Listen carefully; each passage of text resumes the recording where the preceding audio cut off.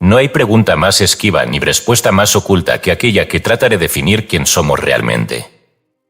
Durante siglos, la humanidad ha buscado su identidad en los nombres que porta, en las hazañas que registra, en los templos que levanta en honor a dioses de rostros cambiantes. Sin embargo, la verdadera esencia del ser se desliza entre las palabras y se oculta detrás de los símbolos, esperando ser descubierta en el único lugar donde siempre ha estado, en el silencio que escucha. Las grandes tradiciones místicas han intentado describirlo de distintas maneras. Algunos lo han llamado el yo soy, la presencia eterna que habita más allá de las fluctuaciones del pensamiento. Otros lo han identificado con la chispa divina, el alma inmutable que no se ve afectada por los caprichos del mundo. En los antiguos textos herméticos se enseñaba que lo real no puede ser definido, pues aquello que puede ser nombrado con precisión ya está contenido dentro de la mente humana, y la mente no es más que un reflejo limitado de lo absoluto. El hombre común se identifica con su sombra, escribió alguna vez un pensador olvidado. No con su luz, no con su esencia, sino con las imágenes pasajeras que su mente proyecta sobre el telón de la existencia. Es una afirmación inquietante, porque sugiere que la mayoría de las personas no viven su verdadera vida, sino una interpretación de ella, construida a partir de recuerdos, expectativas y creencias impuestas por otros. Pero si esto es así, si el ser humano ha sido atrapado en un espejismo de sí mismo, ¿cómo puede despertar? Los gnósticos hablaban del conocimiento salvador, una revelación interna que no proviene de los libros ni de las enseñanzas de otros, sino de una certeza que emana desde lo más profundo del propio ser. Jesús, en los Evangelios prohibidos, advirtió que el reino de Dios no estaba ni en los cielos ni en los templos, sino dentro de cada uno. Los sabios del Tao aseguraban que la verdad no podía ser enseñada, solo experimentada. Conócete a ti mismo, repetían los antiguos oráculos, pero no como un consejo filosófico, sino como una advertencia urgente, porque quien no se conoce se convierte en esclavo de aquello que cree ser. Hay una historia que ha cruzado los siglos, contada de distintas maneras, pero con el mismo mensaje subyacente. Se dice que un discípulo llegó a un maestro preguntando qué debía hacer para encontrar la iluminación. El maestro, en lugar de responderle con palabras, lo llevó hasta un lago y, sin previo aviso, sumergió su cabeza bajo el agua. El discípulo luchó por salir, desesperado por respirar, hasta que finalmente el maestro lo dejó libre. Jadeando y con el rostro enrojecido, el discípulo exigió una explicación. Cuando desees la verdad con la misma intensidad con la que deseaste el aire, entonces la encontrarás, dijo el maestro. La búsqueda de la verdadera identidad no es un ejercicio intelectual. No basta con leer libros o asistir a conferencias para encontrar el núcleo de lo que realmente somos. Hay que despojarse de las falsas certezas, romper las cadenas del pensamiento condicionado y atravesar las capas de la mente hasta llegar a ese espacio silencioso donde solo queda el testigo, la conciencia pura que observa todo sin ser afectada por nada. Pero este camino no es fácil. Desde que nacemos, se nos enseña a identificarnos con el ruido, con las emociones que surgen y desaparecen, con los pensamientos que brotan sin control, con los nombres y etiquetas que nos son impuestos. Eres esto, eres aquello, nos dicen. Y lo aceptamos. Nos convertimos en la imagen que otros han construido de nosotros, y con el tiempo, olvidamos que existía algo más allá de ese reflejo. Sin embargo, hay momentos en la vida en los que el velo se rasga y por un instante vislumbramos la verdad. A veces sucede en medio del dolor, cuando todo lo que creíamos ser se derrumba. Otras veces ocurre en la quietud, cuando el ruido de la mente se detiene y sentimos la inmensidad del vacío que hay detrás de los pensamientos. El silencio no es ausencia, es presencia, escribió un místico hace siglos. Y es en ese silencio donde podemos encontrar la respuesta que hemos estado buscando. El propósito de este libro es guiar al lector a través de ese umbral. No con dogmas ni fórmulas rígidas, sino con un mapa construido a partir de la sabiduría de distintas tradiciones, hilvanado con ejemplos, relatos y reflexiones que permitan acercarse, poco a poco, a la comprensión de lo inefable. No se trata de enseñar una verdad absoluta, sino de proporcionar las herramientas para que cada quien descubra la suya. A lo largo de estas páginas se explorará la naturaleza del yo, la ilusión del tiempo, la trampa del ego y el poder del pensamiento. Se hablará de la neuroplasticidad, de cómo la mente moldea la realidad y cómo podemos transformar nuestras vidas si aprendemos a dirigir la conciencia de manera correcta. Se abordarán enseñanzas que han sido transmitidas por sabios de distintas épocas y culturas, desde los textos vedánticos hasta los pensamientos de autores contemporáneos, sin otorgar protagonismo excesivo a ninguno de ellos, porque la verdad no pertenece a una sola fuente, sino que se refleja en múltiples espejos. Este libro no pretende convencer ni imponer una visión del mundo. Su único objetivo es invitar al lector a cuestionarse, a mirar más allá de las apariencias y a explorar su propia existencia con una nueva perspectiva. Se dice que el mayor obstáculo para alcanzar la verdad es creer que ya la conocemos. Por ello, la única condición para aprovechar este viaje es acercarse a él con la mente abierta, dispuesto a desaprender todo lo que se daba por sentado. Al final del camino, no se encontrará una doctrina ni una conclusión definitiva. Solo un espejo. Y en él, la única respuesta que ha importado desde el principio. El silencio que escucha, descubre la verdad sobre quién eres y transforma tu realidad. Escrito y publicado por Escucha tu subconsciente. Todos los derechos reservados. Hemos notado que más del 90% que visita nuestro canal no está suscrito. Puede apoyar este proyecto presionando el botón de suscribirse y dándole me gusta al vídeo. Gracias por inspirarnos en seguir creando más y mejor contenido para ti.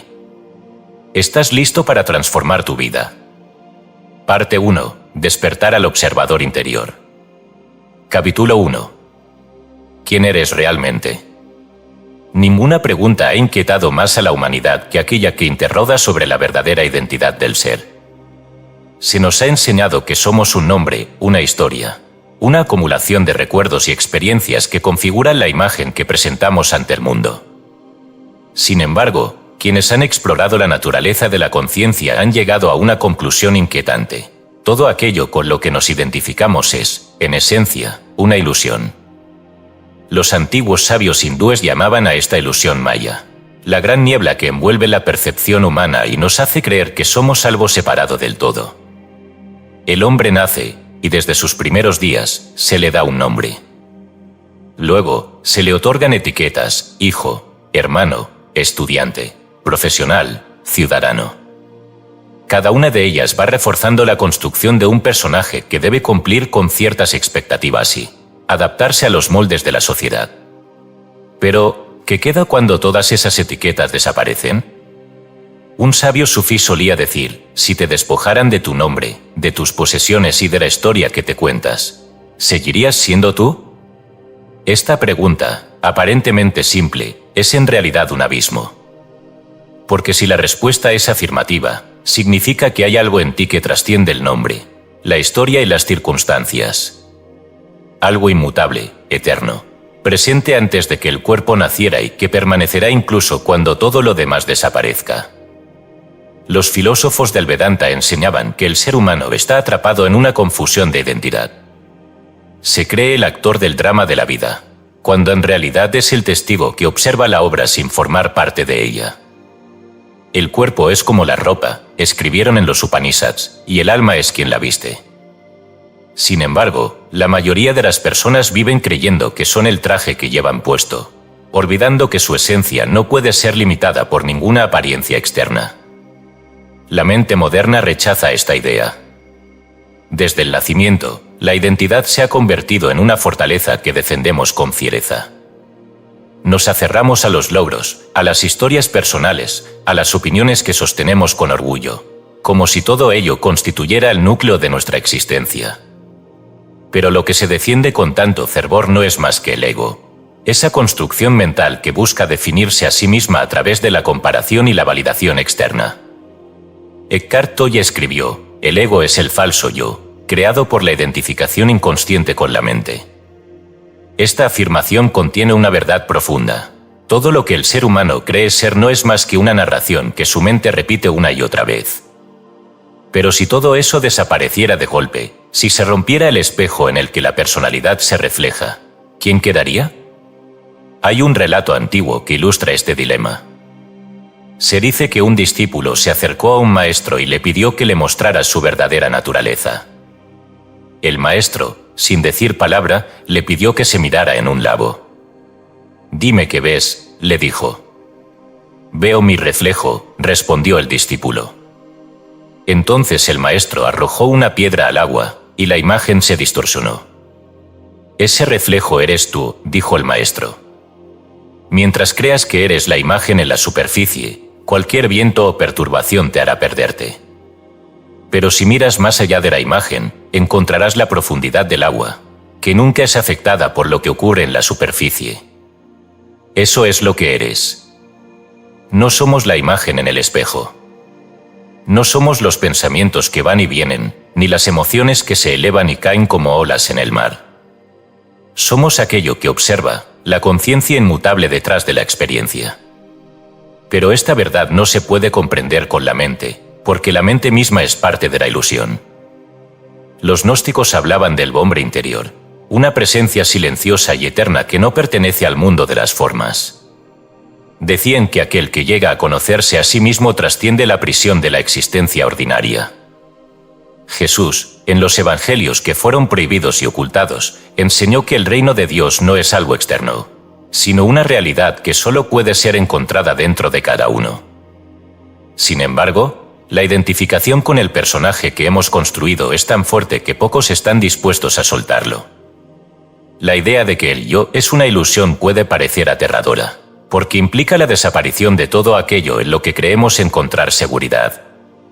Pero es precisamente ese miedo el que mantiene a la humanidad atrapada en un sueño del que no se atreve a despertar.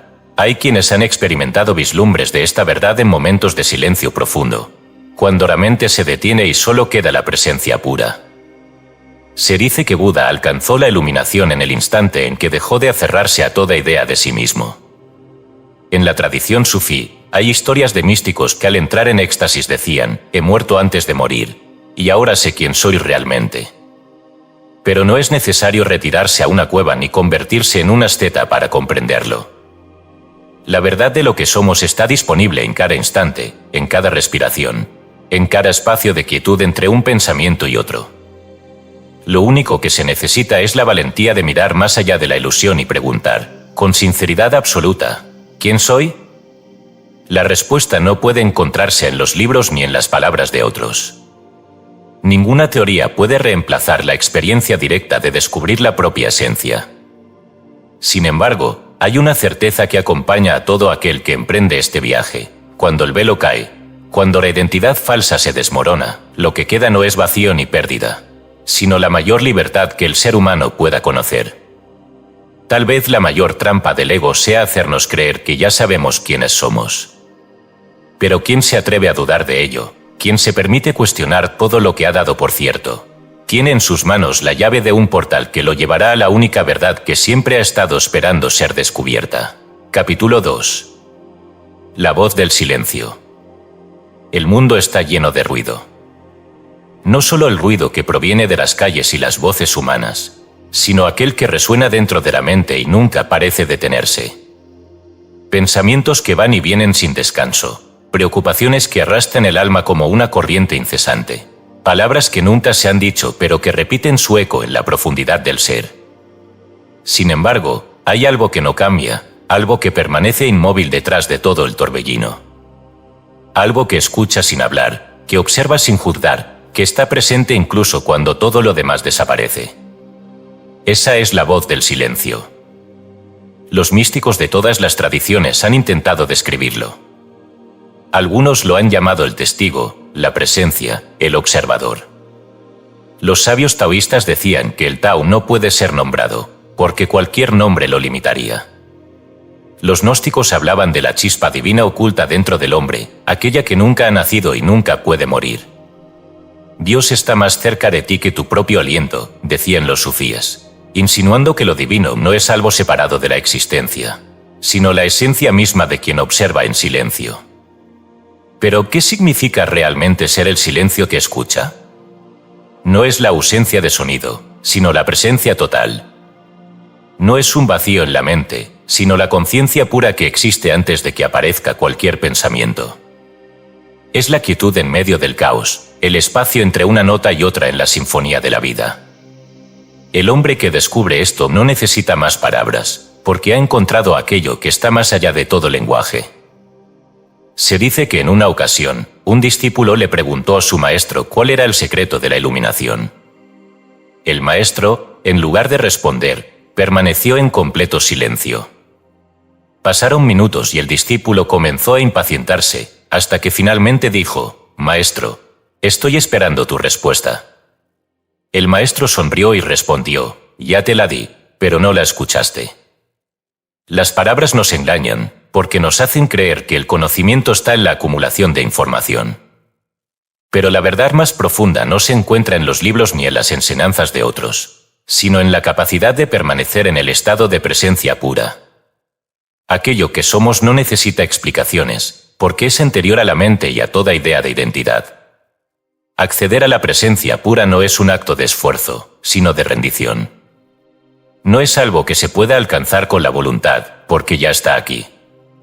Sin embargo, la mente, con su necesidad de control, impide que lo veamos. Los antiguos meditadores hablaban del arte de la autoobservación. No tratar de detener los pensamientos, sino mirarlos pasar como nubes en el cielo. No intentar aferrarse a ninguna emoción, sino sentirlas sin identificarse con ellas. La verdadera paz no es la ausencia de problemas, sino la capacidad de permanecer inmóvil en medio de ellos, como el ojo de un huracán.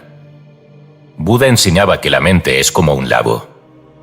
Cuando el agua está agitada, no se puede ver el fondo. Pero cuando la superficie se calma, la verdad se revela por sí misma. El silencio que escucha es el fondo del lago, el espacio donde todo lo que parecía sólido se disuelve en una presencia infinita. Pero el mundo moderno ha hecho del ruido su religión.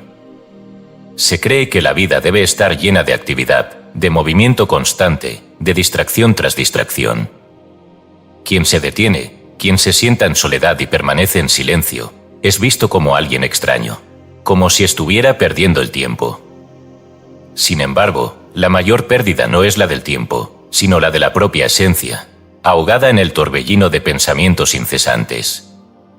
El silencio no es algo que deba buscarse, porque ya está aquí. Está presente en cada pausa entre palabras, en cada respiración, en el instante antes de que surja un pensamiento y en el momento después de que desaparece. La única razón por la que no lo escuchamos es porque estamos demasiado ocupados con el ruido de la mente. Hay quienes creen que el silencio es vacío, que no contiene nada. Pero es en el silencio donde todo es creado. La música nace del espacio entre las notas. La sabiduría surge cuando la mente se detiene. El amor verdadero solo puede ser experimentado en la quietud del alma, cuando no hay barreras entre el ser y la existencia. En los textos antiguos del Zen se cuenta la historia de un hombre que buscó la verdad en todas partes. Viajó por tierras lejanas, estudió con los mejores maestros, leyó cada libro sagrado que pudo encontrar. Pero nada lo satisfacía. Un día, exhausto, se sentó bajo un árbol y cerró los ojos. En ese instante, sin esfuerzo, sin lucha, la verdad se reveló en su interior. Y comprendió que siempre había estado allí, esperando ser vista. El silencio que escucha no es algo que deba aprenderse, porque no es un conocimiento. Es simplemente lo que queda cuando se deja de buscar. Es la voz que nunca habla, pero que siempre está presente. Es el testigo inmutable que observa el paso del tiempo sin ser afectado por él. Y una vez que se descubre, la vida nunca vuelve a ser la misma. Capítulo 3. El observador y la mente. En el Bhagavad Gita, Krishna le dice a Arjuna: el ser iluminado, aunque esté en el mundo, no es del mundo. Permanece como un testigo de todo, sin apego a nada. Esta enseñanza encapsula una verdad que muchos pasan toda su vida sin descubrir. No somos nuestros pensamientos, ni nuestras emociones, ni siquiera las historias que nos contamos. Somos el observador que presencia todo sin ser atrapado por ello. El hombre común cree que su mente es él. Se identifica con los pensamientos que emergen como olas en el océano de su conciencia y se aferra a las emociones que surgen y desaparecen con la misma inestabilidad del viento. Pero si el pensamiento se detiene, ¿desaparece el ser? Si una emoción cambia, ¿acaso eso significa que la identidad cambia con ella?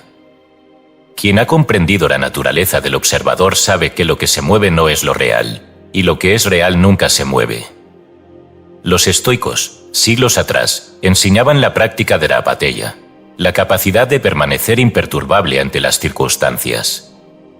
Epicteto afirmaba, no son los hechos los que perturban a los hombres, sino las opiniones que tienen sobre ellos, discursos. Lo mismo ocurre con la mente, no es el pensamiento lo que encierra al hombre en una prisión invisible, sino la creencia de que ese pensamiento define su ser. Pero si no somos la mente, ¿cómo separarnos de ella? Buda lo expresó con claridad en el Dhammapada, el pensamiento es el precursor de todas las cosas. Con la mente lo creamos todo. Esta afirmación puede parecer contradictoria, pues si con la mente se construye la realidad, ¿cómo puede ser una trampa al mismo tiempo? La clave no está en rechazar la mente, sino en observarla. Observar sin identificarse. Esa es la puerta a la libertad. En el Corpus Hermeticum, atribuido a Hermes Trismegisto, se dice, si quieres conocer al Creador, aprende a observar sin prejuicio. Mira cómo todo sucede en la existencia sin que nada la altere. Sé el testigo, no el esclavo de las formas. Aquí se revela un secreto milenario, la mente se agita, pero el observador no. Una vez, un monje preguntó a su maestro Zen, «Maestro, ¿mi mente no encuentra paz, cómo la aquieto?» El maestro lo llevó a un lago y le dijo, «Mira el reflejo en el agua, ¿puedes verlo?» El discípulo sintió. Entonces el maestro arrojó una piedra y las ondas distorsionaron la imagen. Cuando la mente está en calma, la realidad se refleja con claridad. Si luchas contra el agua, solo creas más perturbación. Permanece en la orilla, observa sin tocar la superficie. Ahí encontrarás la paz. El error de muchos buscadores es creer que la mente debe ser silenciada a la fuerza. Pero la mente no es un enemigo, sino un mecanismo. Se mueve como una rueda, generando pensamientos incesantes porque esa es su naturaleza. El sufrimiento comienza cuando el hombre se identifica con ese movimiento y cree que es su destino estar atrapado en él. Los textos vedánticos enseñan que el yo verdadero es Saksi, el testigo. En los Yoga Sutras de Patanjali se dice, el yogi alcanza la liberación cuando reconoce que no es la mente, sino aquel que la observa. La distinción es fundamental. Un hombre que mira una tormenta a través de una ventana no es afectado por la lluvia. Pero si abre la ventana y se deja envolver por la tormenta, se convierte en parte de ella. Así ocurre con la mente, quien la observa con desapego permanece libre, pero quien se sumerge en ella es arrastrado por sus corrientes. El problema no es pensar, sino no saber qué se está pensando. En el Evangelio de Tomás, un texto excluido de la Biblia, Jesús dice, «Cuando lleguéis a conoceros a vosotros mismos, seréis conocidos y comprenderéis que sois hijos del Padre viviente. Pero si no os conocéis, estaréis sumidos en la pobreza, y vosotros mismos seréis la pobreza». La pobreza de la que habla no es material, sino espiritual, la condición de quien vive identificado con lo efímero y ha olvidado su verdadera naturaleza. El mundo enseña que el pensamiento es la base de la existencia, que la mente debe estar llena de ideas, conceptos y razonamientos. Pero la mayor inteligencia no es la acumulación de información, sino la capacidad de ver con claridad. Y la claridad solo es posible cuando hay espacio entre el observador y lo observado. Los sufíes cuentan la historia de un derviche que llegó a la puerta de un templo y preguntó, ¿quién habita aquí? Desde el interior, una voz respondió, yo. Entonces el derviche dijo, no hay espacio para dos. Cuando el yo se disuelva, podrás entrar. En la práctica, separarse de la mente no significa rechazarla, sino mirarla desde la distancia. Se puede comenzar con un ejercicio simple, sentarse en quietud y simplemente observar los pensamientos, sin juzgarlos ni seguirlos. Como nubes en el cielo, vienen y van, pero no afectan el espacio que los sostiene. Cada pensamiento es una historia. Cada emoción es un eco de la memoria. Pero el testigo, el observador, permanece intacto. Quien descubre esto se libera de la mayor prisión que existe, la ilusión de que es lo que su mente le dice que es. Y entonces, por primera vez, comienza a ver. Capítulo 4. La prisión del ego. El ego es una estructura invisible, una prisión sin barrotes en la que la humanidad vive sin sospechar que hay una salida. Es un reflejo que se confunde con el rostro, un eco que cree ser la voz original.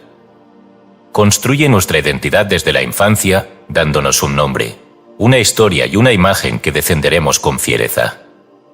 Nos susurra que somos únicos, que debemos luchar por reconocimiento, que nuestra valía depende de lo que poseemos, de lo que otros piensan de nosotros, de los títulos y los logros que acumulamos. Pero, ¿qué ocurriría si un día nos diéramos cuenta de que todo eso no es más que una máscara? El ego es la sombra de la mente. En el Kybalión se afirma, el todo es mente, el universo es mental. Pero en este universo mental, el ego es un reflejo distorsionado, una ilusión que se toma a sí misma por la realidad. La identidad que creemos tener es solo una construcción hecha de experiencias pasadas, condicionamientos y expectativas externas. Cada vez que alguien dice «yo soy así», está reforzando los muros de su prisión. El sufismo enseña que el ego es el nafs, la parte de nosotros que se aferra a la individualidad con temor. Se cuenta que un discípulo le preguntó a su maestro cómo podía alcanzar la verdad. El maestro respondió, muere antes de morir. Pero no hablaba de la muerte física, sino de la muerte del yo ilusorio, del personaje que hemos creado y al que nos aferramos por miedo a la inmensidad de lo que realmente somos. ¿Por qué tenemos miedo de soltar al ego? Porque nos han enseñado que si lo hacemos, dejaremos de existir. Creemos que somos las etiquetas que nos definen, nuestra profesión, nuestra historia, nuestras opiniones. Pero si todo eso desapareciera, seguiríamos siendo. Los textos vedánticos responden con claridad. En el Ashtavakra Gita se dice, eres el océano infinito y las olas son solo formas pasajeras. No te aferres a la ola, pues eres el agua misma. Sin embargo, el ego teme la disolución porque su existencia depende del apego a la forma. Se aferra a las heridas del pasado porque sin ellas no sabría quién es. Se identifica con la lucha, con el conflicto, con la necesidad de ser especial. En el Tao Te Ching, Lao se advierte, cuando dejo de ser lo que soy, me convierto en lo que podría ser. Pero el ego no quiere transformarse, porque la transformación implica la muerte de lo conocido.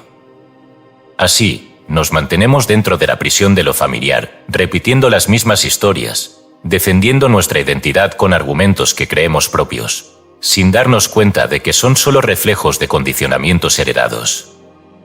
La sociedad refuerza la prisión del ego desde la infancia. Nos enseñan que debemos destacar, ser los mejores, demostrar nuestro valor. Se nos inculca la idea de que somos lo que logramos, lo que poseemos, lo que los demás piensan de nosotros. Pero el que se define a sí mismo en función de lo externo está condenado a vivir con miedo, porque lo externo es efímero. En los evangelios gnósticos, Jesús dice, «Bienaventurado el que ha visto su reflejo en el agua y ha comprendido que no es su rostro». Aquí se esconde la clave para liberarse, ver al ego como lo que realmente es, un reflejo, una sombra, una ilusión proyectada por la mente. La pregunta es, ¿cómo salir de esta prisión? El primer paso es observar al ego sin identificarse con él. Cuando sientas la necesidad de defender tu identidad, de justificarte, de compararte con otros, detente y pregúntate, ¿quién está reaccionando? ¿Quién siente la amenaza? ¿Quién necesita ser reconocido? En el libro de los muertos tibetano, se explica que, al morir, el alma atraviesa distintas fases en las que ve apariciones aterradoras. Pero esas visiones no son reales, son solo proyecciones de su propia mente. Algo similar ocurre en la vida cotidiana. Los miedos que nos impiden soltar el ego no son reales.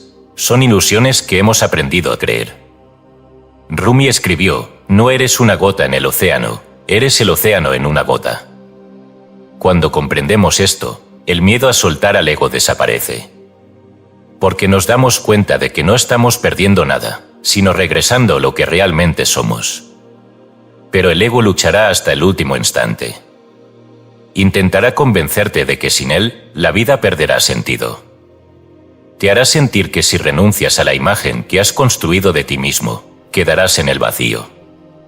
Sin embargo, quienes han cruzado esa puerta saben que al otro lado no hay vacío, sino plenitud. Se dice que un discípulo estaba aferrado a una rama en el borde de un precipicio, temeroso de caer. Desde abajo, una voz le dijo, «Suelta». Pero el discípulo tenía miedo. Finalmente, exhausto, soltó la rama y descubrió que solo había estado a unos centímetros del suelo. Así es el ego. Nos hace creer que si lo soltamos, caeremos en la nada.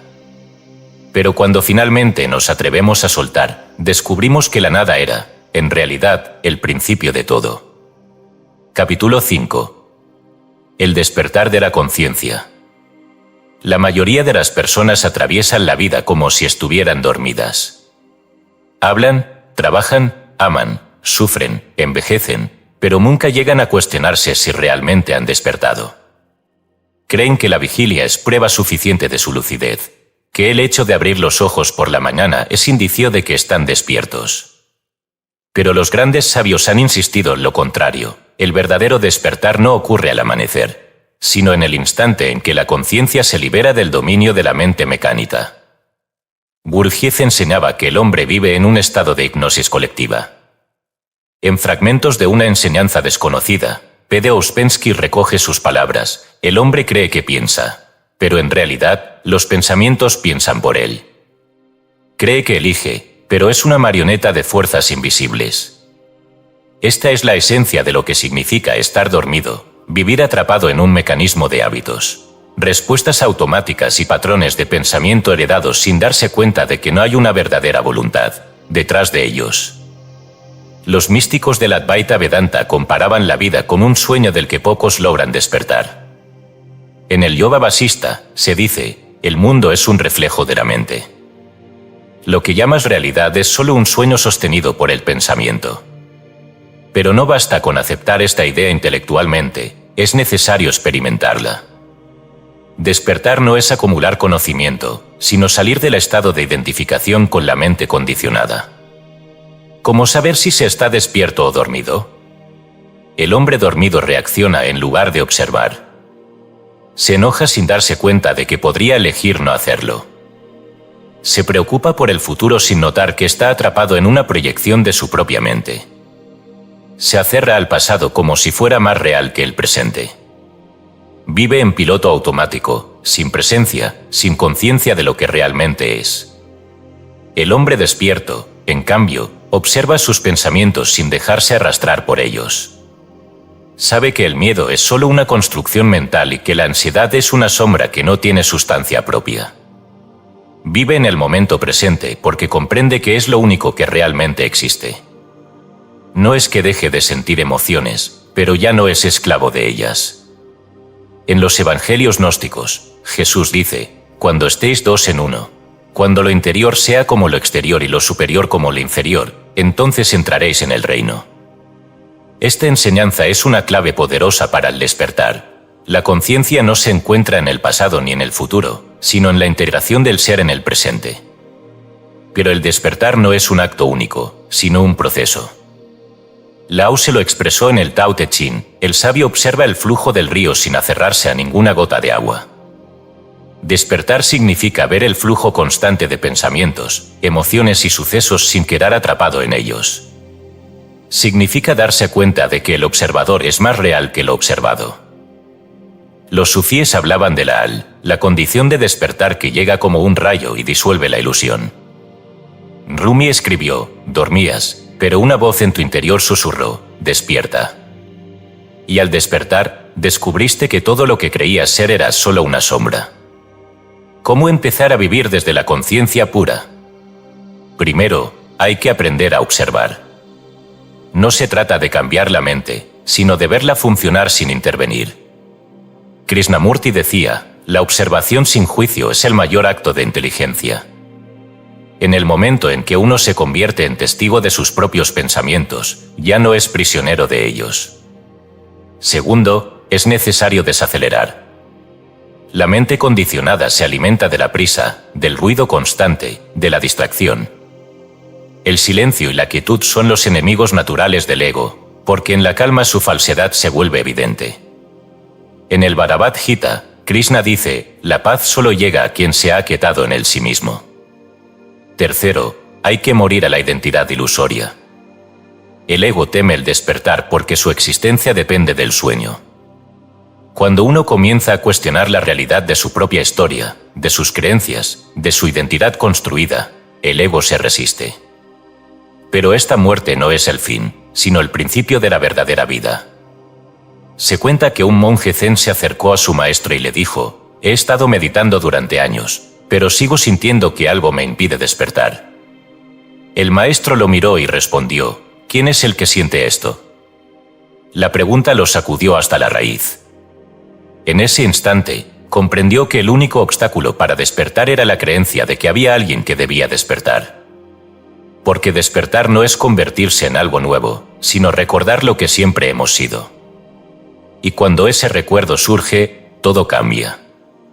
Parte 2. La naturaleza de la realidad humana. Capítulo 6. Neuroplasticidad, reprogramando tu mente.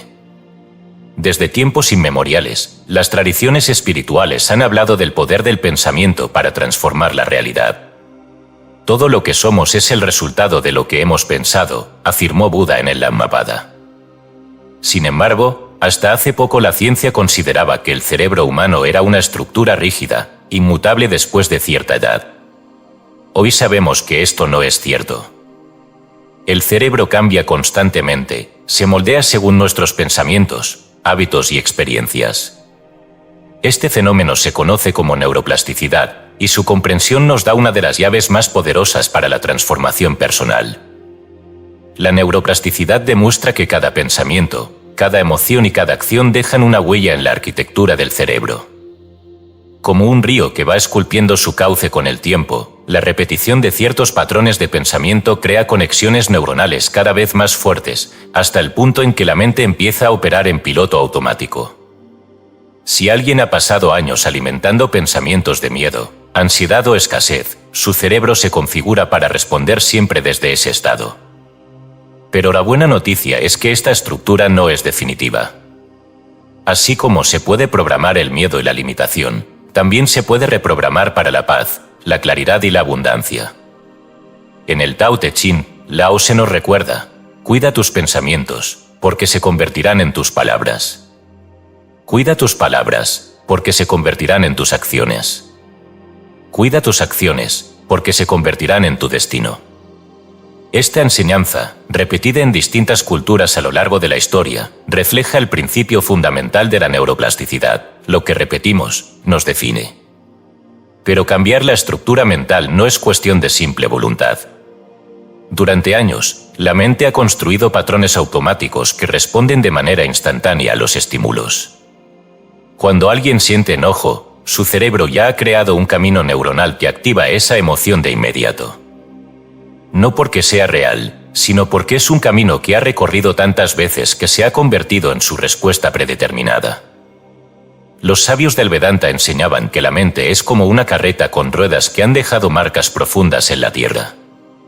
Mientras sigamos recorriendo el mismo camino, las ruedas caerán en los mismos surcos. Solo cuando decidimos tomar una nueva dirección, aunque al principio parezca difícil, comenzamos a crear nuevos caminos. La neuroplasticidad nos dice que cada pensamiento es un ladrillo, la construcción de nuestro cerebro. Lo que pensamos con más frecuencia se fortalece, lo que ignoramos se debilita. William James, uno de los pioneros de la psicología moderna, lo expresó de manera clara: el hábito es el mayor tirano del ser humano, pero también su mayor herramienta de liberación. Entonces, ¿cómo reconfigurar la mente para el bienestar y la paz interior? La respuesta está en la repetición consciente de nuevos patrones de pensamiento y comportamiento. En los Yoga Sutras, Patanjali habla del concepto de samskaras, las impresiones mentales que se graban en el subconsciente a través de la repetición. Cada pensamiento deja una huella en la mente, y cuanto más se refuerza, más difícil es erradicarlo. Sin embargo, los antiguos yogis enseñaban que los samskaras negativos pueden ser reemplazados por nuevos, a través de la observación y la práctica constante. El primer paso es tomar conciencia de los pensamientos automáticos. Cada vez que surge un pensamiento negativo, no debemos combatirlo, sino observarlo. En el Evangelio de Tomás, Jesús dice: si sacas lo que está dentro de ti, eso te salvará. Si no lo sacas, eso te destruirá. Esto significa que lo que reprimimos se convierte en una prisión, pero lo que observamos con lucidez pierde su poder sobre nosotros.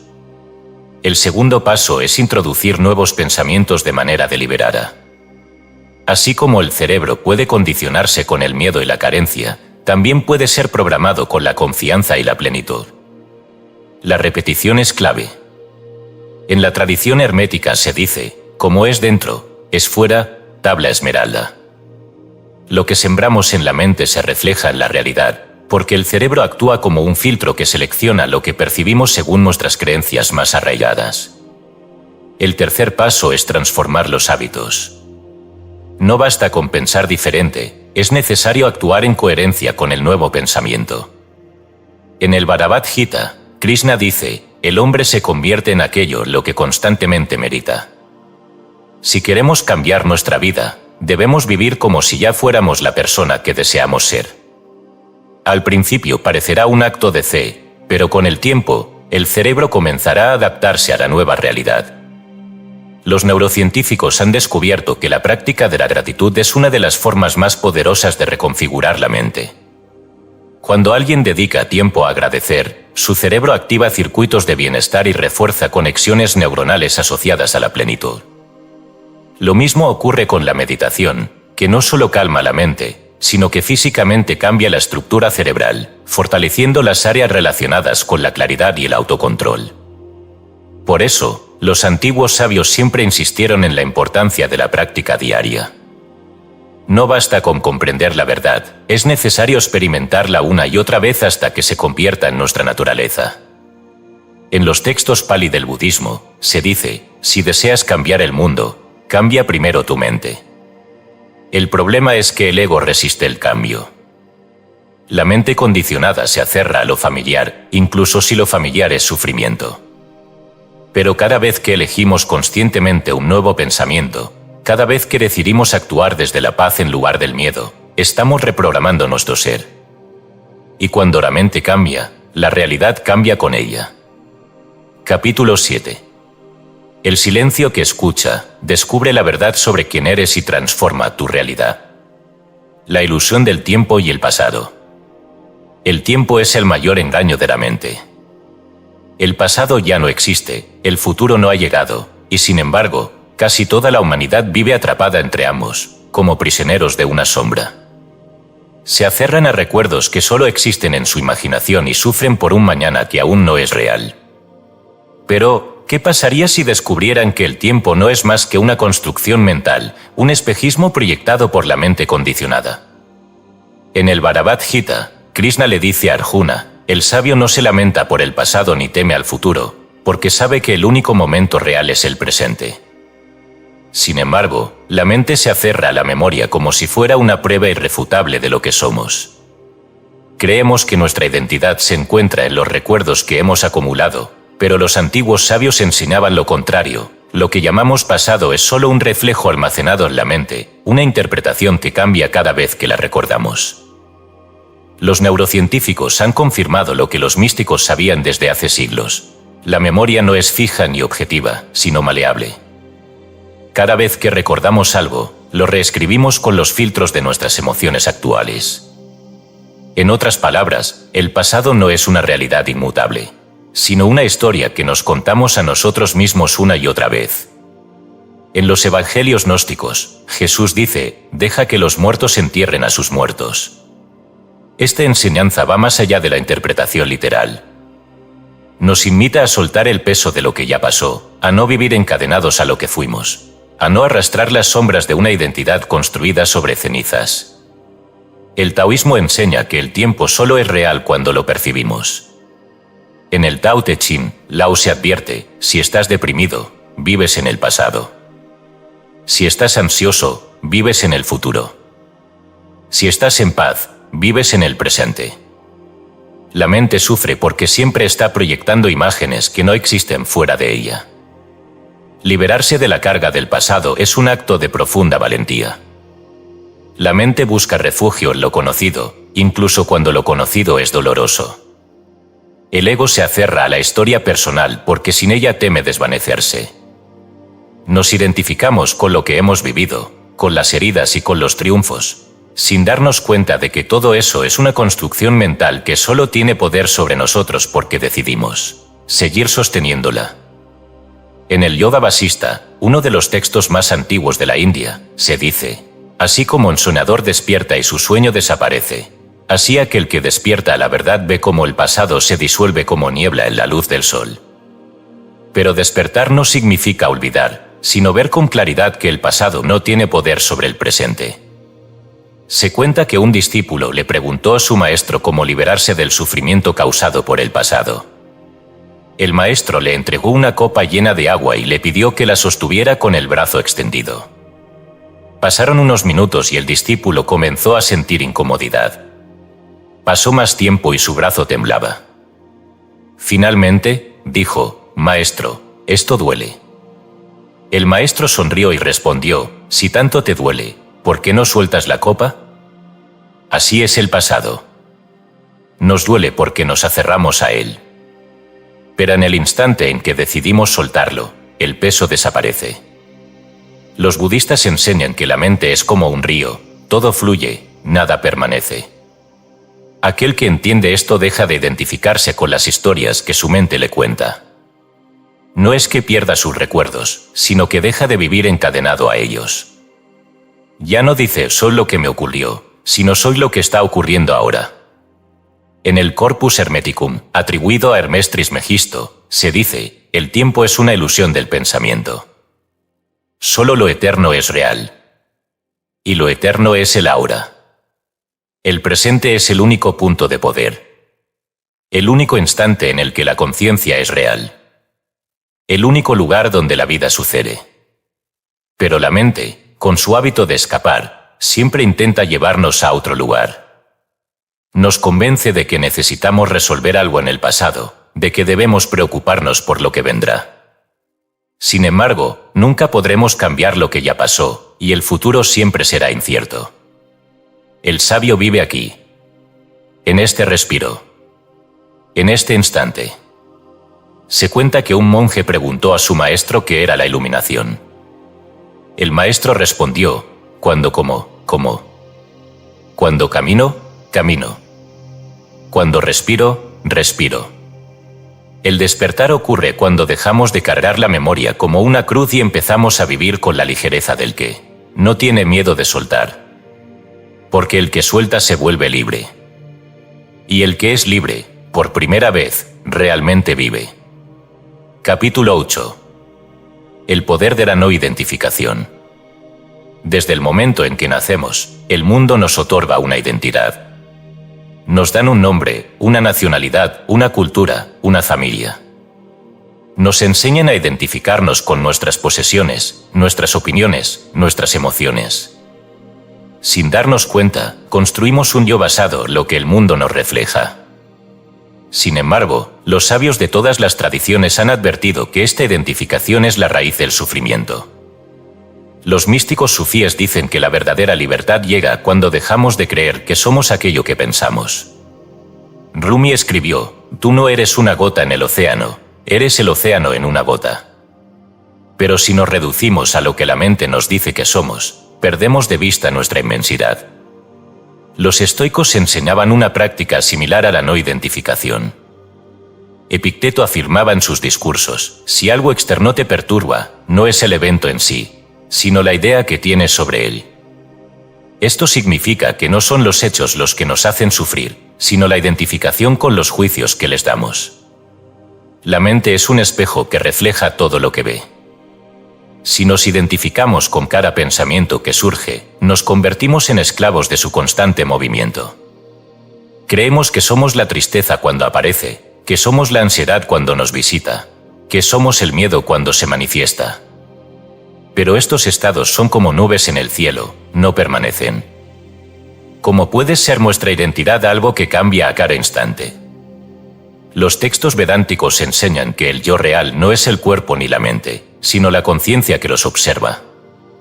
En el Astavakra Gita se dice, eres la conciencia eterna que presencia el mundo sin ser parte de él. La clave para la verdadera libertad es darse cuenta de que no somos lo que cambia, sino aquello que nunca cambia. Cuando alguien logra este reconocimiento, deja de ser esclavo de la mente y del mundo exterior. Puede ver cómo los pensamientos vienen y van sin aferrarse a ellos. Puede experimentar emociones sin ser dominado por ellas. Vive en el mundo sin ser del mundo. Se dice que un discípulo preguntó a su maestro cómo encontrar la paz interior. El maestro lo llevó a un jardín y señaló una roca. «Golpéala», le pidió. El discípulo lo hizo y la roca permaneció inmóvil. «Ahora insúltala», dijo el maestro. El discípulo lo hizo y la roca no reaccionó. «Así es el sabio», dijo el maestro. Nada externo puede afectarlo, porque no se identifica con nada.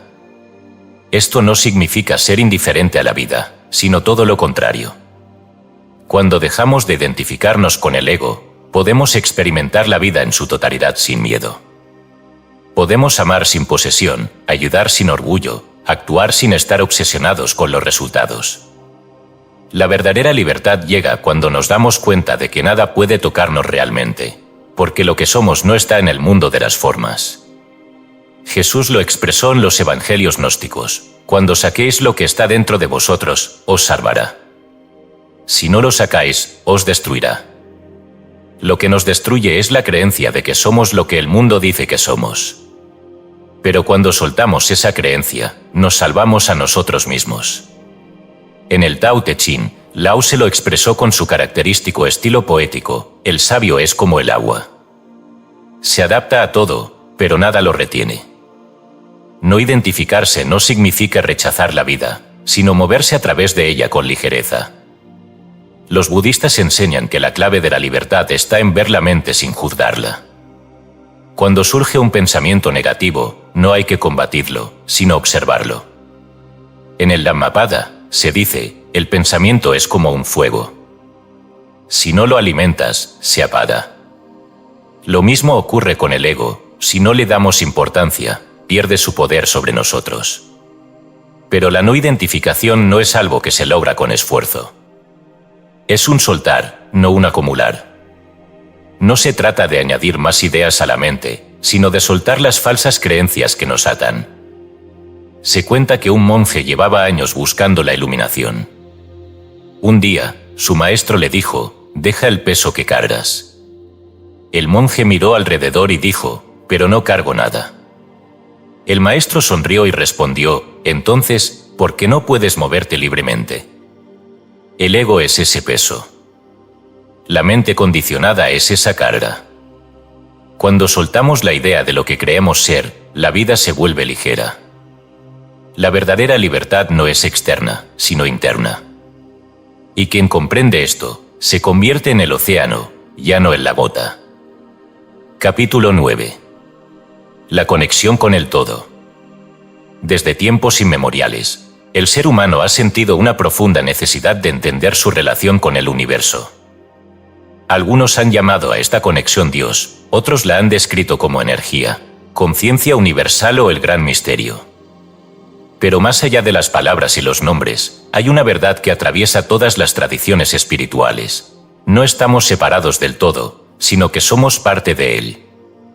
El Upanishad Chandogya, uno de los textos más antiguos de la India, afirma: Tattvamasi, tú eres eso. Esta simple frase encierra un conocimiento transformador: no hay diferencia entre el individuo y el universo. La idea de separación es una ilusión creada por la mente. En esencia, no somos gotas en el océano, sino el océano entero expresándose en una gota. ¿Pero por qué, entonces, sentimos que estamos separados? El filósofo griego Plotino explicó en sus Eneadas que el ser humano es como un rayo de luz que ha olvidado su origen en el sol. en su descenso al mundo de las formas, se ha identificado con su cuerpo, su mente y su ego, perdiendo la memoria de su naturaleza infinita. Sin embargo, la conexión con el todo nunca se rompe, solo se oscurece por la niebla del pensamiento condicionado. Para experimentar la trascendencia en el día a día, es necesario recordar que la separación es un espejismo. En el Tao Te Ching, Lao Tse nos dice: cuando te das cuenta de que todas las cosas cambian, no intentas aferrarte a nada. Cuando no hay lucha, todo fluye contigo. La sensación de unidad surge cuando dejamos de resistirnos a la realidad y nos disolvemos en el presente. Los místicos cristianos hablaban de este estado como la unión divina. Meister Eckhart, teólogo medieval, escribió: Dios está más cerca de ti que tu propio ser. Si crees que estás separado de Él, es solo porque te aferras a la ilusión de un yo individual. La física cuántica moderna ha comenzado a acercarse a esta misma idea desde otro ángulo. El concepto de entretejimiento cuántico sugiere que dos partículas, aunque separadas por vastas distancias, siguen conectadas de manera invisible. Si esto ocurre a nivel subatómico, ¿por qué no habría de ocurrir también en la conciencia? Sin embargo, la unidad con el todo no es un concepto intelectual, sino una experiencia. Los místicos sufíes hablaban de la fana, la disolución del yo en la inmensidad de lo divino. Rumi lo expresó en un poema: pierde la cabeza, pierde las palabras, pierde todo lo que crees ser, y entonces sabrás quién eres. ¿Cómo experimentar esta trascendencia en la vida cotidiana? La clave es la presencia. En el Evangelio de Tomás, Jesús dice: el reino de Dios no vendrá con signos visibles. Está dentro de vosotros y fuera de vosotros. Esto significa que la conexión con el todo no se encuentra en algún lugar lejano, sino aquí y ahora, en la respiración, en el latido del corazón, en el simple hecho de ser. Los chamanes de distintas tradiciones han usado el concepto del Gran Espíritu para describir la fuerza invisible, que une todas las cosas. Se dice que un anciano Lakota le preguntó a su discípulo: ¿dónde está Dios? El joven señaló al cielo. El anciano negó con la cabeza y respondió: míralo en cada hoja, en cada río, en cada ser que respira. El problema es que la mente moderna está acostumbrada a la distracción. La tecnología, las preocupaciones y el ruido del mundo han alejado al ser humano de su conexión con lo sagrado. Sin embargo, basta con detenerse un momento y observar con atención para que la sensación de unidad se haga presente. En la tradición budista Zen, se cuenta la historia de un monje que preguntó a su maestro cómo encontrar la iluminación. El maestro le respondió: escucha el canto del pájaro. El monje escuchó y dijo: sí, lo oigo. El maestro sonrió: entonces, ¿qué más necesitas? La trascendencia no es algo que deba buscarse en un monasterio o en las páginas de un libro. Está en la experiencia directa de la vida. En cada inhalación y exhalación, en la luz del sol tocando la piel, en la risa de un niño. Los textos herméticos enseñaban que la separación es solo una ilusión de los sentidos. En la tabla esmeralda, atribuida a Hermes Trismegisto, se dice: como es arriba, es abajo. Como es dentro, es fuera. Esta frase nos recuerda que la conexión con el todo no es algo que se adquiera, sino algo que se recuerda. Cuando soltamos el peso del yo, cuando dejamos de aferrarnos a la idea de ser una entidad separada, el velo cae. La existencia se vuelve clara, simple, sin conflicto. Es entonces cuando comprendemos que no hay un yo que debe alcanzar la iluminación, porque ya somos esa luz que tanto buscamos. Y en ese instante, la conexión con el todo deja de ser una idea para convertirse en la única verdad. Capítulo 10. El arte de la observación consciente. En los Yoga Sutras, Patanjali escribe: el yogui alcanza la liberación cuando cesa la identificación con las fluctuaciones de la mente. Esta enseñanza encierra una de las verdades más esenciales del camino espiritual: la mente nunca se detiene, pero el sufrimiento comienza cuando nos identificamos con su constante movimiento. La mayoría de las personas no se dan cuenta de que viven atrapadas en sus pensamientos. Cada idea que surge en la mente es tomada como una verdad absoluta. Un recuerdo doloroso regresa y creen que aún están en el pasado. Una preocupación aparece y se sumergen en el miedo, como si ya estuvieran viviendo el futuro que imaginan. Sin embargo, los grandes sabios de todas las tradiciones han señalado que el verdadero despertar comienza cuando aprendemos a observar la mente sin identificarnos con ella. Buda enseñaba que la mente es como un mono saltando de una rama a otra, inquieto y sin control. En el Dhammapada, se dice, la mente indisciplinada es la mayor causa de sufrimiento. Pero lo contrario también es cierto, cuando aprendemos a observar los pensamientos sin juicio, sin lucha, sin apego, descubrimos una libertad que no depende de nada externo. La clave está en la autoobservación consciente. El Corpus Hermeticum, atribuido a Hermes Trismegisto, menciona, el hombre que se conoce a sí mismo, conoce el universo. Pero el conocimiento real no viene de la acumulación de información, sino de la observación profunda de la propia conciencia. Cuando alguien se convierte en testigo de su mente, comienza a notar cómo los pensamientos aparecen y desaparecen sin cesar, sin pedir permiso. Y, sin embargo, hay algo que permanece detrás de ellos, el observador. Los estoicos también practicaban esta técnica. Marco Aurelio, en sus meditaciones, escribió, «Tú tienes poder sobre tu mente, no sobre los eventos externos. Date cuenta de esto y encontrarás la fuerza». Alguien que se identifica con cada pensamiento es como un barco sin timón, arrastrado por las olas del juicio y la emoción. Pero quien observa sin reaccionar, sin intervenir, comienza a comprender que los pensamientos no son la verdad, sino simples fenómenos pasajeros. En la tradición sufí, se cuenta la historia de un discípulo que le preguntó a su maestro cómo alcanzar la paz. El maestro lo llevó a un río y le pidió que mirara su reflejo en el agua. «Esto es tu mente», dijo el maestro. Luego arrojó una piedra y las ondas distorsionaron la imagen. Cuando reaccionas a cada pensamiento, tu mente se vuelve así. Pero si esperas, si observas sin tocar, el agua vuelve a estar en calma. ¿Cómo practicar la observación consciente? Primero, es importante recordar que el objetivo no es detener la mente. Intentar forzar el silencio es como tratar de calmar el viento con las manos. En el Tao Te Ching, Lao se dice, no luches contra la corriente del río. Fluye con ella y verás que todo se acomoda por sí mismo. La observación consciente comienza simplemente con notar. Notar cuando surge un pensamiento sin etiquetarlo como bueno o malo. Notar cuando aparece una emoción sin luchar contra ella. Observar el flujo de la mente como si fuera un espectador viendo una película en la que no tiene que intervenir. Jesús, en los evangelios gnósticos, enseñó, «Sed como niños, pues los niños miran sin juicio y ven la verdad». Cuando miramos la mente sin juzgar, con la inocencia de quien no se aferra a nada, empezamos a experimentar la verdadera libertad. Los budistas Zen hablan de shikantaza, la práctica de simplemente sentarse y observar. No hay un esfuerzo por cambiar nada, solo una atención total al momento presente.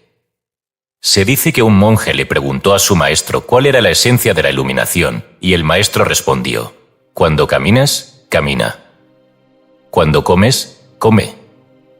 La iluminación no es un destino lejano, sino un estado de percepción en el que la mente deja de ser un enemigo y se convierte en una simple herramienta. Los místicos cristianos como Meister Eckhart hablaban del desapego interior, la capacidad de mirar la vida sin quedar atrapado en las formas del pensamiento. Es en ese desapego donde surge la verdadera paz. Se cuenta que un discípulo preguntó a un maestro zen, ¿cómo sé si he alcanzado la iluminación? El maestro respondió, ¿sigues creyendo que eres tus pensamientos? Porque al final, la única diferencia entre la esclavitud y la libertad está en darse cuenta de que somos el observador, no lo observado. Y cuando comprendemos esto, el mundo se abre como nunca antes. Parte 3. Aplicación práctica y transformación personal. Capítulo 11. Dominar la mente para transformar la vida. Desde tiempos antiguos, se ha dicho que la mente es el mayor aliado o el peor enemigo del ser humano. William James, uno de los padres de la psicología moderna, afirmó, La mayor revolución de nuestra generación es el descubrimiento de que los seres humanos, al cambiar las actitudes internas de sus mentes, pueden cambiar los aspectos externos de sus vidas. Esta idea, aunque simple, tiene implicaciones profundas. Todo lo que experimentamos en la vida está filtrado por la mente, por lo que aprender a dominarla no es un lujo, sino una necesidad. La mayoría de las personas viven atrapadas en patrones de pensamiento repetitivos que moldean su realidad sin que lo noten. Sigmund Freud habló del principio de repetición, el fenómeno por el cual el subconsciente repite los mismos esquemas una y otra vez, incluso cuando son perjudiciales.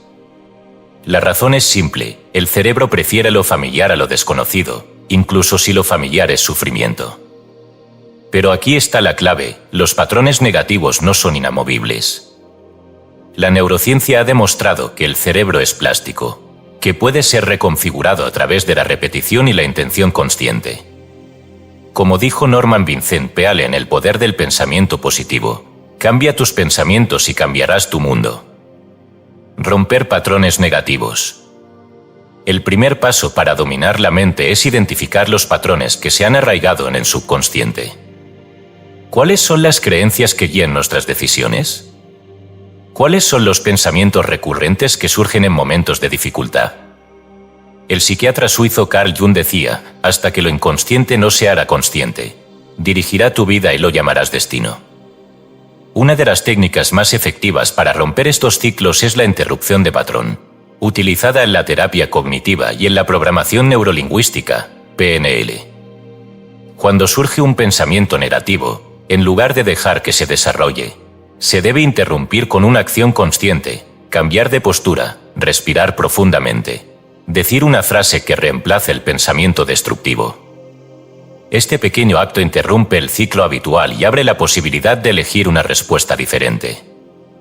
Otra técnica poderosa es la reestructuración cognitiva, propuesta por Aaron Beck, el fundador de la terapia cognitiva.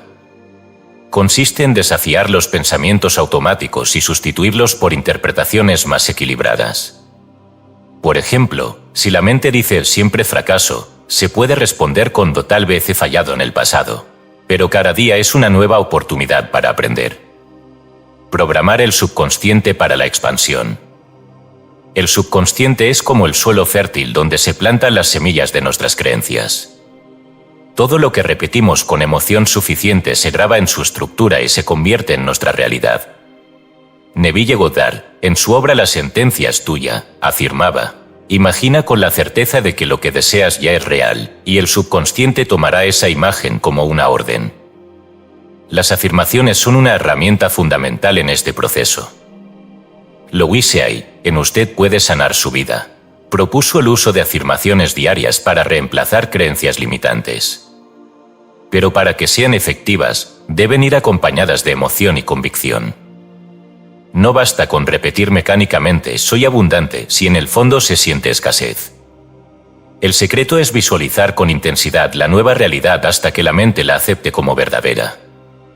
Otra técnica clave es la visualización creativa. Maxwell Maltz, en Psicocibernética, explicó que la mente no distingue entre una experiencia real y una intensamente imaginada. Por eso, los atletas de alto rendimiento practican mentalmente sus movimientos antes de realizarlos físicamente. Si queremos transformar la mente, debemos llenarla de imágenes de éxito, bienestar y crecimiento. Finalmente, la meditación juega un papel esencial en la reprogramación del subconsciente. Jon Kabat-Zinn, pionero en la aplicación de la meditación en la psicología occidental, decía: no puedes detener las olas, pero puedes aprender a surfear. La práctica de la atención plena permite observar los pensamientos sin identificarse con ellos, creando espacio para nuevas formas de pensar y ser. El verdadero dominio de la mente. No se trata de controlar la mente con fuerza, sino de entrenarla con conciencia. Como decía Viktor Frankl en El hombre en busca de sentido, entre el estímulo y la respuesta hay un espacio. En ese espacio está nuestro poder de elegir nuestra respuesta. En nuestra respuesta yace nuestro crecimiento y nuestra libertad. La mente no es nuestro enemigo, sino una herramienta. Pero como cualquier herramienta, si se usa sin control, puede causar daño. Dominarla significa usarla a nuestro favor, reescribir las historias que nos contamos y abrirnos a una vida de expansión y libertad. El cambio no ocurre de la noche a la mañana, pero con práctica y paciencia. La mente deja de ser una jaula y se convierte en la llave que abre todas las puertas. Capítulo 12. El poder de la intención y la manifestación. En la vida, no es lo que hacemos lo que crea nuestra realidad, sino la intención que hay detrás de cada acción. Wayne Dyer, en El poder de la intención, escribió: «Nuestra intención crea nuestra realidad». Y esta simple afirmación encierra una verdad transformadora. Lo que pensamos y sentimos con suficiente convicción moldea nuestra experiencia de vida. La intención no es solo un deseo pasajero, es una fuerza dirigida, un movimiento consciente del pensamiento que altera nuestra percepción y, en consecuencia, nuestra realidad. En la filosofía oriental, se habla de energía vital, que se mueve según la dirección de la mente. En la tradición cristiana, Jesús enseñaba: «Pide y se te dará», Mateo 7:7, dejando claro que la voluntad alineada con la creencia tiene el poder de manifestar resultados.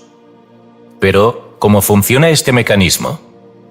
Los estudios en neuroplasticidad han demostrado que la repetición de pensamientos crea conexiones neuronales más fuertes. Joe Dispenza, en Deja de ser tú, explica que cada pensamiento repetido es como un sendero en el bosque.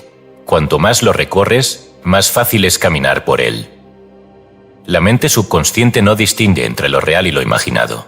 Simplemente responde a lo que recibe con frecuencia. Si constantemente pensamos en escasez, el cerebro filtra la realidad para confirmar esa creencia. Si nos enfocamos en la posibilidad, nuestra mente empieza a notar oportunidades que antes pasaban desapercibidas. Este principio es la base de la manifestación consciente. Como la intención define la experiencia. La intención es el primer paso en la creación de la realidad. Es la semilla que determina el fruto. ¿Cómo podemos utilizarla conscientemente? 1. Claridad absoluta en el propósito. Un deseo difuso genera resultados difusos. La mente subconsciente responde a imágenes claras. Neville Goddard enseñaba en Siente es el secreto: no puedes recibir lo que no has imaginado vívidamente. Para manifestar algo, hay que visualizarlo con el máximo detalle, sintiendo que ya es real. 2. Repetición emocionalmente cargada. No basta con pensar en algo de vez en cuando. La intención debe repetirse con emoción genuina. Maxwell Maltz, en Psicocibernética, descubrió que el cerebro responde a la emoción más que a la lógica. Si una intención está cargada de emoción, la mente la registra como una realidad inminente. 3. Acción alineada con la intención. La intención sin acción es solo un pensamiento. Florence Scovel Shinn, en El juego de la vida y cómo jugarlo, decía: no basta con creer, hay que actuar como si ya se hubiera recibido lo pedido. Si alguien desea abundancia pero sigue comportándose con miedo y limitación, la señal que envía al subconsciente es contradictoria. 4. Eliminación de la duda. La mente es poderosa, pero no soporta la contradicción. Si se establece una intención y al mismo tiempo se duda de ella, se neutraliza su efecto. Como afirmaba Napoleón Hill en Piense y hágase rico, cualquier idea sostenida con suficiente fe y deseo intenso debe manifestarse en el mundo físico. Aplicaciones prácticas de la neuroplasticidad en la creación de la realidad. Los descubrimientos en neurociencia han confirmado que el cerebro cambia físicamente según lo que pensamos de manera repetida. Esto significa que podemos reconfigurarlo para crear la realidad que deseamos. Visualización dirigida. Se ha demostrado que los atletas de alto rendimiento mejoran sus habilidades simplemente imaginando su entrenamiento. El cerebro responde a la visualización como si fuera una experiencia real. Si alguien quiere cambiar su realidad, debe visualizarla con detalle y emoción cada día. Reescritura del diálogo interno. Muchos patrones negativos están anclados en la forma en que nos hablamos a nosotros mismos. Louise Hay, en Usted puede sanar su vida, enseñaba que las palabras que usamos crean nuestra vida. Cambiar afirmaciones como no soy suficiente por soy capaz y digno reestructura la mente a nivel neuronal. Práctica de la gratitud. la gratitud es una de las herramientas más poderosas para reconfigurar la mente. Robert Emmons, psicólogo y autor de Gratitude Works, ha demostrado que quienes practican la gratitud regularmente tienen una estructura cerebral más optimista y resiliente. Meditación e introspección. La meditación fortalece la corteza prefrontal, el área del cerebro responsable de la toma de decisiones y la autorregulación. Jon Kabat-Zinn, en Mindfulness para principiantes, afirma: cuanto más observas tu mente, más aprendes a dirigirla. El poder de la intención en acción. Se cuenta que un discípulo preguntó a su maestro cómo manifestar su destino. El maestro le dijo: si plantas un árbol y todos los días lo arrancas para ver si ha crecido, nunca lo verás florecer. La intención es una semilla, plántala, cuídala y confía en que dará fruto. La diferencia entre quienes logran transformar su realidad y quienes no, está en la constancia y la certeza. Quien duda, bloquea el proceso. Quien cree sin reservas, ve cómo el mundo se adapta a su visión. Porque el universo no responde a lo que pedimos con palabras, sino a lo que sostenemos con nuestra intención más profunda. Capítulo 13. El silencio como portal al infinito. Desde tiempos inmemoriales, los sabios han señalado el silencio como la puerta de entrada al misterio de la existencia. No el silencio externo, sino el interno, aquel que surge cuando la mente deja de aferrarse a sus pensamientos y se disuelve en la inmensidad del ser. El silencio no es la ausencia de algo, sino la presencia de todo, escribió Thomas Merton, el místico cristiano que comprendió que solo en el vacío mental se puede escuchar la verdad. La importancia de la meditación y el vacío mental. La mente humana es un torrente incesante de pensamientos. William James, el pionero de la psicología moderna, describía la conciencia como un flujo ininterrumpido que nunca se detiene. Sin embargo, en las enseñanzas orientales se ha enfatizado que solo cuando ese flujo se aquieta, se puede acceder a la esencia más profunda del ser. La meditación es el arte de crear un espacio entre los pensamientos. Jon Kabat-Zinn, creador del programa de reducción de estrés basado en Mindfulness, explica que cuando aprendemos a habitar el momento presente sin juzgar ni reaccionar, la mente se aclara y el cuerpo entra en un estado de armonía natural. No se trata de forzar el silencio, sino de permitir que surja por sí mismo al dejar de identificarnos con cada pensamiento. En la tradición budista Zen, se dice que la mente es como un vaso de agua turbia. Si la agitamos, el lodo se esparce y la claridad desaparece. Pero si la dejamos en reposo, el lodo se asienta y el agua se vuelve transparente. De la misma manera, cuando dejamos de luchar con la mente y simplemente nos permitimos estar en el presente, el ruido se disuelve y surge el vacío mental. Eckhart Tolle, en El poder de la hora, afirma: solo en el silencio puedes escuchar tu verdadera voz. La mente parlotea sin cesar, proyectando miedos, deseos y preocupaciones, pero detrás de ese ruido hay un espacio de quietud inalterable. Entrar en ese espacio es el propósito de la meditación. Como conectar con el campo interno desde el silencio interior. Los científicos han demostrado que la meditación cambia físicamente el cerebro. Sara Lazar, neurocientífica de Harvard, descubrió que la práctica regular de la meditación aumenta la densidad de materia gris en el hipocampo, el área responsable de la memoria y la autorregulación emocional. También se ha encontrado que reduce la actividad de la red neuronal por defecto, el circuito cerebral asociado con el pensamiento errático y la rumiación mental. Pero más allá de la ciencia, el silencio interior ha sido reconocido en todas las tradiciones espirituales como la clave para conectar con lo infinito. Los místicos cristianos hablaban de la oración contemplativa, en la que no se pide nada, solo se permanece en el vacío. Santa Teresa de Ávila lo describía como una mirada amorosa hacia Dios sin necesidad de palabras. En el sufismo, se dice que el que conoce el secreto del silencio, conoce el secreto de Dios. Rumi escribía: cuando las palabras se acaban, comienza la verdadera comunicación. En la tradición taoísta, Lao Tse enseñaba que el sabio actúa sin hacer, enseña sin hablar, sugiriendo que la sabiduría más profunda surge en la quietud. La conexión con el campo interno no requiere rituales complicados ni conocimientos esotéricos. Es un regreso a lo simple. ¿Cómo se puede experimentar? 1. Observar sin interferir. El primer paso es simplemente notar los pensamientos sin identificarse con ellos. En el Dhammapada, Buda dice, el pensamiento no observado es un amo cruel, el pensamiento observado es un sirviente útil. Si nos alejamos un paso y vemos la mente como un flujo pasajero, el ruido comienza a perder fuerza. 2. Sumergirse en el presente. Thich Nhat Hanh, el maestro zen vietnamita, enseñaba que la respiración es la llave para regresar a la aura. Respira y sonríe, decía.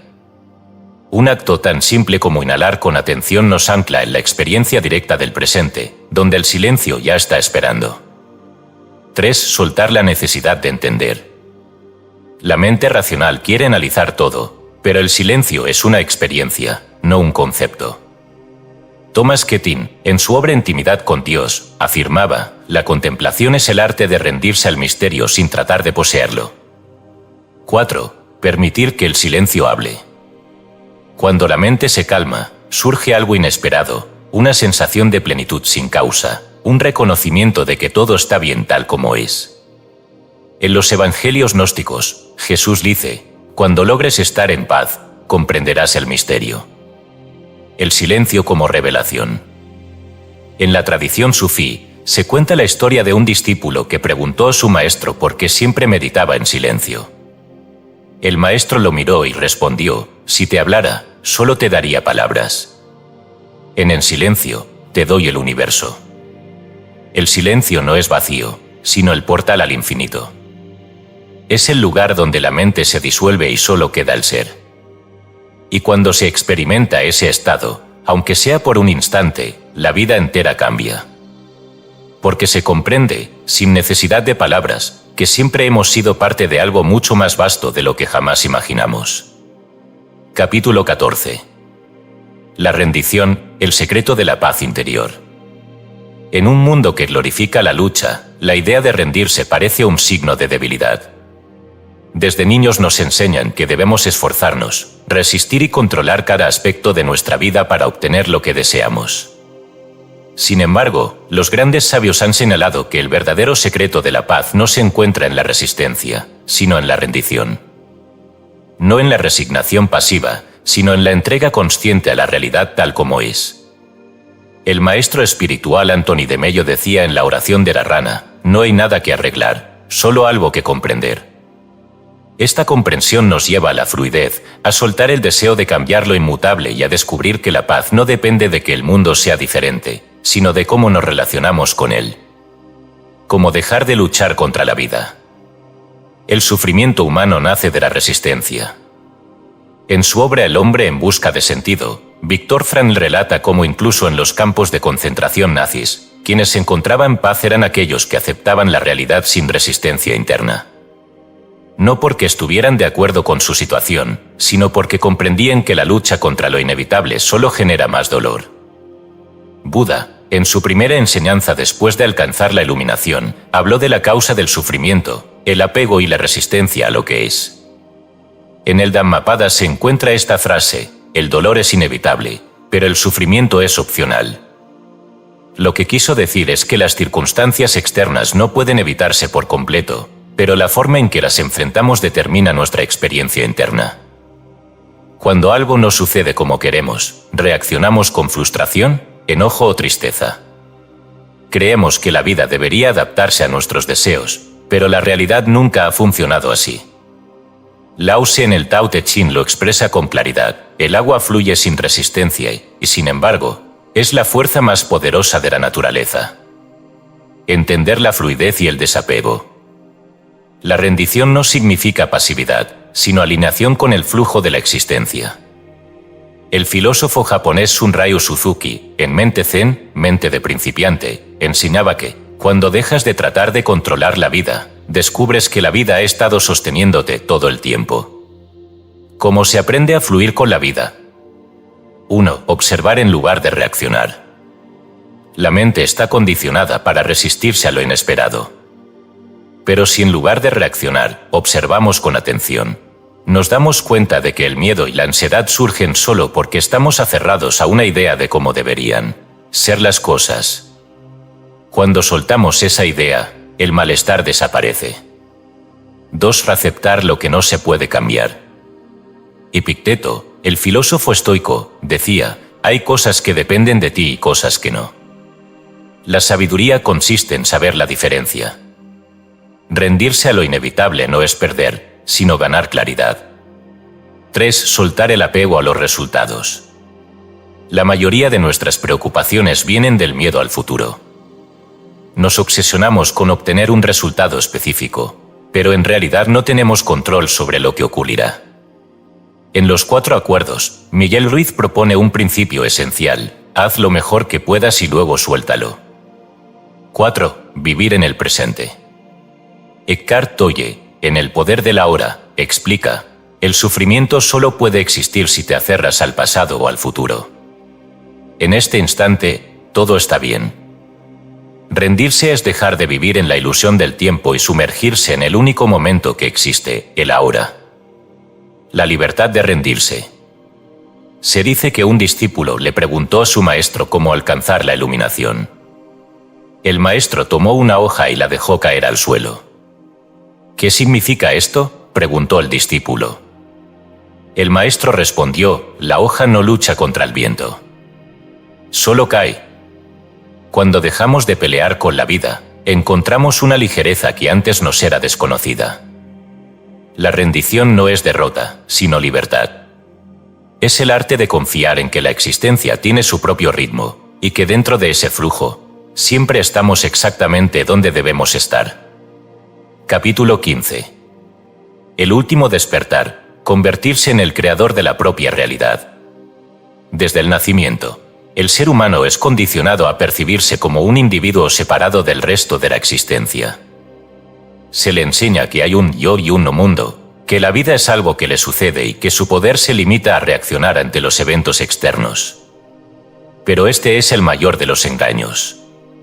La separación entre el yo y el universo es solo una ilusión sostenida por la mente. Alan Watts, en La sabiduría de la inseguridad, expresó esta verdad de manera contundente: eres el universo experimentándose a sí mismo en forma de un ser humano. No hay barreras entre el observador y lo observado, entre quien experimenta y la experiencia.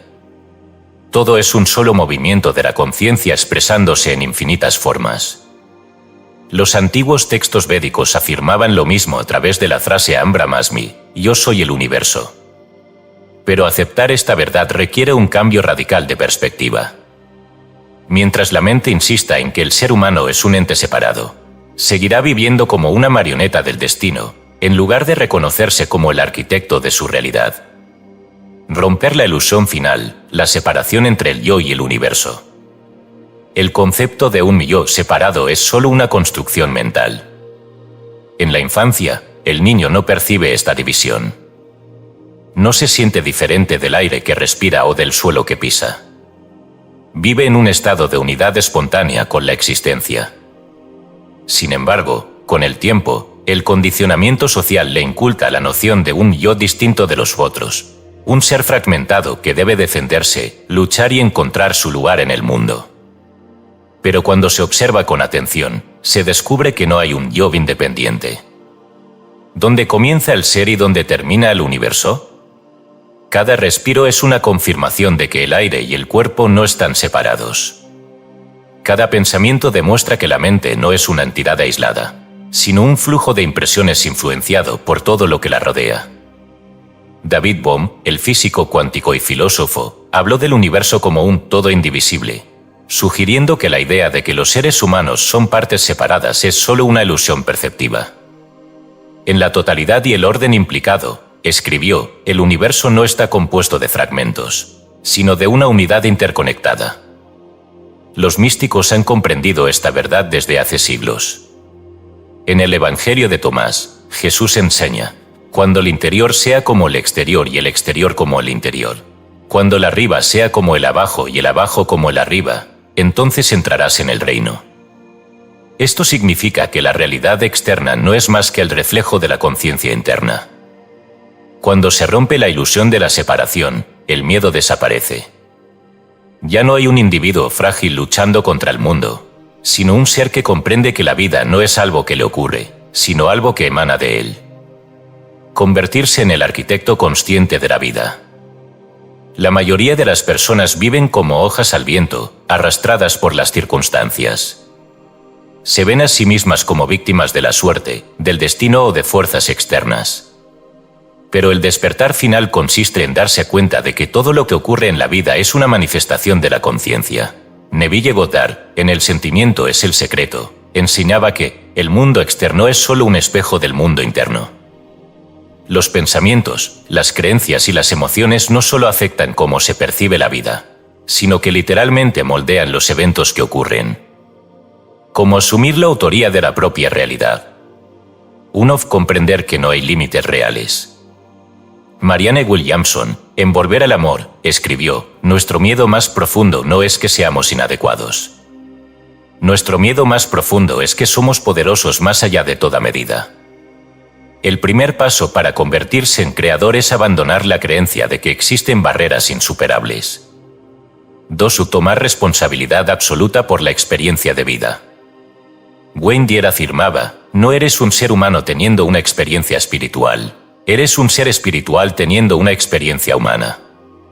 No hay azar. No hay destino inamovible. Solo la conciencia eligiendo qué experimentar en cada momento. 3. Manifestar con intención y certeza. No basta con desear un cambio.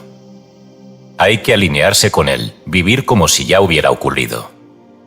En Piense y hágase rico, Napoleón Hill explica: todo lo que la mente puede concebir y creer, lo puede lograr. Quien actúa desde la certeza de que algo es real, lo trae a la existencia. 4. Soltar el miedo a lo desconocido. Joseph Campbell, en El héroe de las 1000 caras, hablaba del salto al abismo que todo buscador debe hacer. La mente condicionada teme perder el control, pero en el momento en que se deja de lado la resistencia, se descubre que la vida siempre ha estado sosteniendo cada paso. El último despertar. Se cuenta que un discípulo le preguntó a su maestro cuál era la diferencia entre alguien dormido y alguien despierto. El maestro sonrió y dijo: el dormido cree que la vida es algo que le sucede. El despierto sabe que la vida es algo que crea.